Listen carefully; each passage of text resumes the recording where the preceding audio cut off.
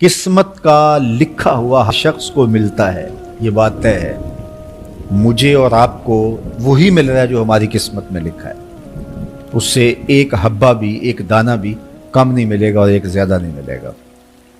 صحیح حدیث ہے، بخاری کی دیگر کتب حدیث میں موجود ہے، جب بچہ شکم مادر میں 120 دن کا ہوتا ہے تو 4 ماہ کا جب بچہ شکم مادر میں ہوتا ہے تو اس کی روح پھونکی جاتی ہے، تو فرشتہ آ کے اس کی عمر بھی لکھ جاتا ہے، اس کا شقی و سعید ہونا بھی لکھ جاتا ہے اور اس کا رزق بھی لکھ جاتا ہے۔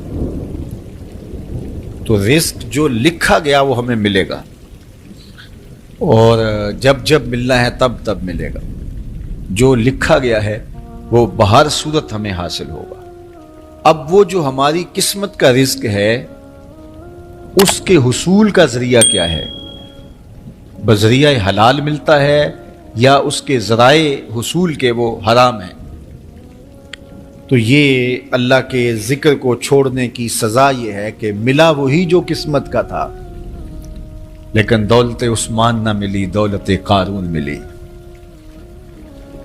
لکھا جو تھا، مقسوم تھا، ملا وہی، ایک دانہ بھی زیادہ نہیں ملا اور ایک دانہ بھی کم نہیں ملا، لیکن اس کی سزا کاٹنی پڑے گی، اس لیے کہ حصول کے ذرائع حرام تھے۔ تو حضرت اکرمہ رضی اللہ تعالیٰ عنہ فرماتے ہیں کسباً حراماً، تو معیشت تنگ کیسے ہوتی ہے؟ بندہ کہتا ہے کہ یہ تو بڑا کما رہا ہے لیکن کما بذریعہ حرام رہا ہے۔ اللہ اکبر۔ بعض کا کچھ لوگ محنت کر کے بھی حرام کماتے ہیں۔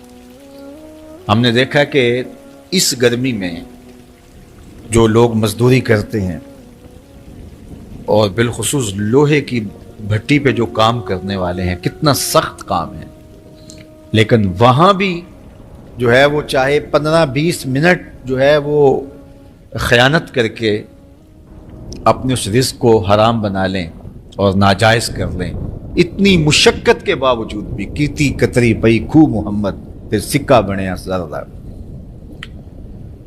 تو ایک سودا ایسے بھی بک جاتا اگر 2 منٹ گاہک کو دیتا، لیکن جھوٹی قسم کھا لی اور وہ لے کے چلا گیا، سودا تو بک گیا لیکن ذریعہ اس کا حرام ہو گیا۔ یہ ذرا دیکھیے، جھوٹی قسم کھانے والے کو اللہ نظر رحمت سے بھی نہیں دے گا، اتنی بڑی سزا ہے اس کی۔ اور نہ بکتا کوئی اور آ کے لے جاتا، جو قسمت میں لکھا ہے وہ تو آپ کا ہر صورت میں ہوگا، لیکن کچھ لوگوں کو اللہ کے ذکر کو چھوڑنے کا نتیجہ یہ ملتا ہے کہ پھر وہ ان کے ذرائع آمدنی جو ہوتے ہیں، محنت کے باوجود بھی کسب حرام ہو جاتا ہے کسی نہ کسی وجہ سے۔ کئی لوگ دودھ اکٹھا کرتے رہتے ہیں، آخر میں ایک قطرہ پیشاب کا ڈال دیتے ہیں۔ سادہ مثال آپ کے سامنے رکھتے ہیں، کتنی محنت سے وہ کیا تھا، تو اپنی ساری محنت کو ضائع کر دیتے اور حرام کا ٹانکا لگا دیتے، ایک قطرے سے وہ سارا ضائع کر بیٹھتے۔ تو یہ اللہ کے ذکر سے منہ موڑنے کا نتیجہ ہے۔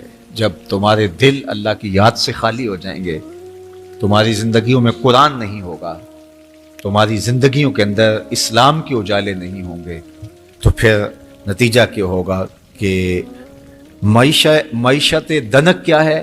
کسباً حراماً۔ دوسرا معنی کہ تنگ زندگی تلخ۔ خلیفہ بلا فصل، خلیفہ اول، امیر المومنین حضرت سیدنا ابو بکر صدیق رضی اللہ تعالیٰ عنہ کی مرہون منت ہے، ان کی احسان مند ہے۔ اقبال نے کہا تھا امن الناس بر مولائے ما، کلیم اول سینائے ما، ہستی او کشت ملت را چوں ابر، ثانی اسنین و غار و بدر و قبر۔ کہتے ہیں کہ وہ شخص جس نے ہمارے آقا و مولا پہ سب سے زیادہ احسانات کیے، اور میرے آقا کریم نے ارشاد فرمایا میرے اوپر جس نے بھی کوئی نیکی کی میں اس کا بدلہ چکا دیا دنیا پر ہی، لیکن ایک ابو بکر ایسے ہیں جن کی نیکیوں کا بدلہ قیامت کے دن رب ہی چکائے گا۔ یہ حضور علیہ السلام نے ارشاد فرمایا، اور پھر میں ما نفعنی مال احد قط، ما نفعنی مال ابی بکر، مجھے کسی کے مال نے اتنا نفع نہیں دیا جتنا ابو بکر کے مال نے نفع دیا۔ اپنا سب کچھ حضور کی راہوں میں نچھاور کر دیا۔ مال پیش کیا، جان پیش کی، اولاد پیش کی، وقت دیا، ایک ایک سانس حضور کے نام کر دی۔ کہتے ہیں حضور علیہ السلام کا سایہ نہیں تھا، لیکن ابو بکر رضی اللہ تعالیٰ عنہ سایہ بن کے حضور کے ساتھ رہے، سائے کی طرح حضور کے ساتھ رہے۔ بدر کے ساتھی، حضر کے ساتھی، سفر کے ساتھی، غار کے ساتھی، حد ہو گئی مزار کے ساتھی۔ اللہ اکبر۔ ایک دن حضور ایسے نکل رہے ہیں مسجد نبوی سے تو کوئی لوگ داخل ہو رہے تھے، تو حضور کے دائیں ہاتھ میں ابو بکر کا ہاتھ تھا، بائیں میں حضرت عمر کا ہاتھ تھا۔ تو حضور ایسے دونوں کے ہاتھ پکڑ کے باہر نکل رہے تھے، تو کسی کو اندر آتے دیکھا تو اس کو دیکھ کر کے کہا قیامت کے دن ہم قبروں سے یوں ہی اٹھائے جائیں گے، میرے دائیں ہاتھ میں ابو بکر کا ہاتھ ہوگا، بائیں ہاتھ میں عمر کا ہاتھ ہوگا۔ اللہ اکبر۔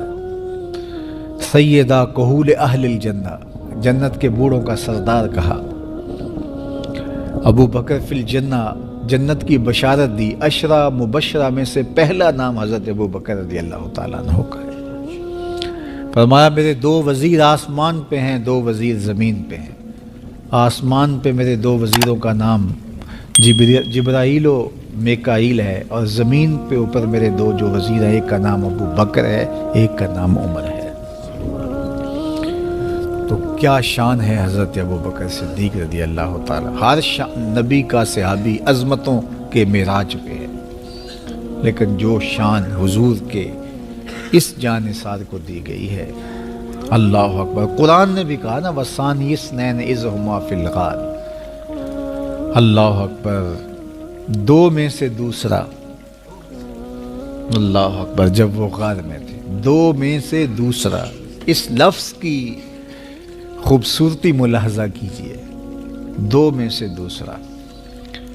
حضرت عمر کہا کرتے تھے، حضرت صدیق اکبر کا ذکر کرتے ساتھ رو پڑتے اور کہتے کہ ابو بکر میری ساری زندگی کی نیکیاں لے لیں، وہ غار والی ایک نیکی مجھے دے دیں۔ ساری نیکیاں زندگی کی ابو بکر لے لیں، ایک نیکی غار والی مجھے دے دیں۔ تو ان کی ساری نیکیاں ایک طرف اور ابو بکر کی ایک نیکی ایک طرف۔ اور حضرت عمر کہا کرتے تھے کاش میں ابو بکر کے سینے کا بال ہی ہوتا۔ کوئی کم شان ہے؟ یہ حضرت عمر کہہ رہے ہیں، یہ عمر جس کے بارے میں میرے حضور علیہ السلام نے فرمایا کہ میرے بعد اگر نبوت کا دروازہ بند نہ ہوا ہوتا، میرے بعد اگر کسی نے نبی ہونا ہوتا تو وہ عمر ہوتا۔ اتنی شانوں کے مالک۔ ان الشیطان یفر من ظل عمر، شیطان عمر کے سائے کو دیکھ کے بھاگ جاتا ہے۔ وہ عمر کہہ رہے ہیں کاش میں ابو بکر کے سینے پر لگا ہوا بال ہی ہوتا۔